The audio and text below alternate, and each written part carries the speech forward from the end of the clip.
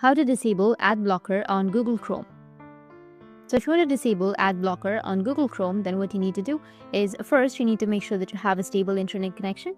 After that, you need to just simply go with your browser. After opening your browser, you need to go with the three dots, which will be in the top right, and then go with settings.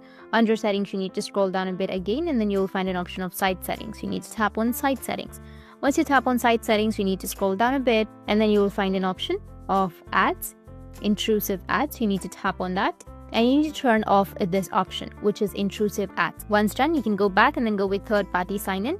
And here also you need to go and turn the option off, which is you need to select the first option. Sites can show sign-in prompts from identity services. Again, go back to the previous page. Now you need to select block third-party cookies. Again, go back to the previous page. And now you need to click on privacy and security option, which will be under your settings. Once you tap on privacy and security, you need to just simply go with add privacy. After that, go with add topics and turn off the toggle against add top. And that's it. And if you have any questions, feel free to comment below. Thanks for watching.